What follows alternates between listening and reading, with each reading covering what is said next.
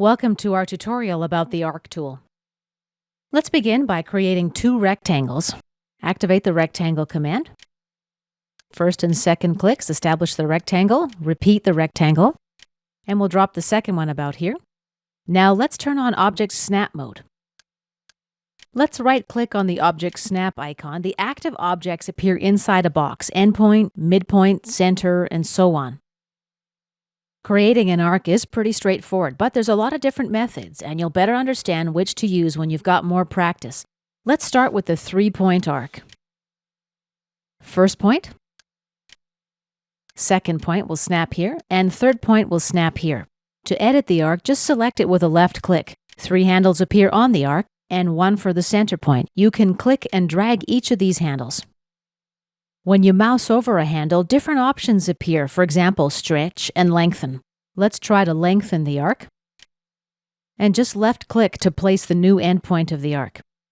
When we mouse over this handle, we've got different options, stretch and radius.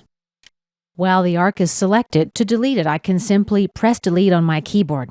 Let's take a look at the next arc subtool, start, center, and end. 3 clicks in the graphic area, one for the start point, one for the center point, and the third click the end point.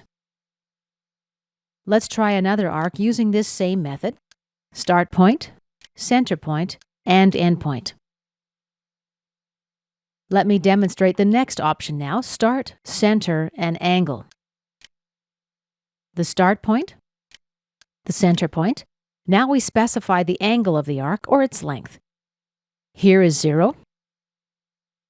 Here's about 90 degrees. Let's say I want to create a 180-degree arc. Let's turn on Ortho mode, and then click here. The next method for creating an arc is start, center, and length. Left-click to place the start point, next the center point. The length is the distance between the beginning and the end of the arc. Left-click to place. The next method is start, end, and angle.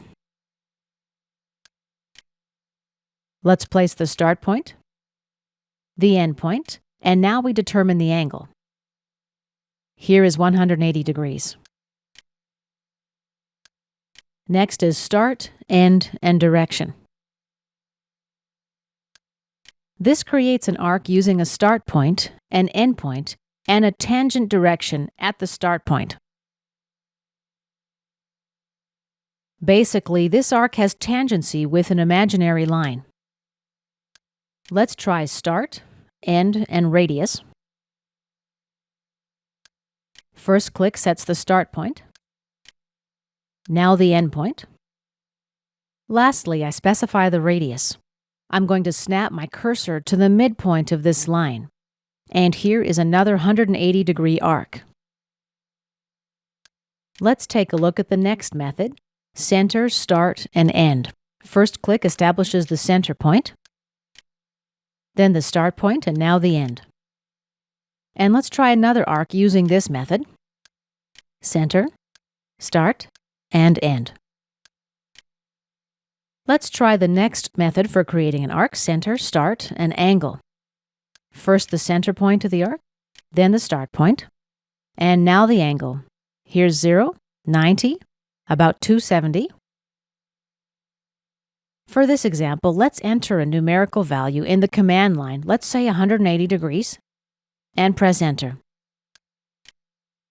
Next type: center, start, and length.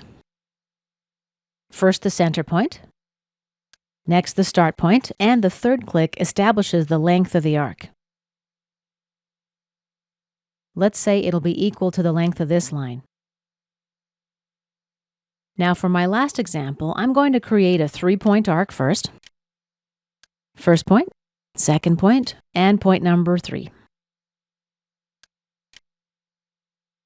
Now let's select Continue from the Arc subtool menu. Let's just choose an arbitrary point. Activate the Arc command again. First point, second point, and third point. And let's continue this pattern. And we have a spiral. And this concludes our lesson about the arc command.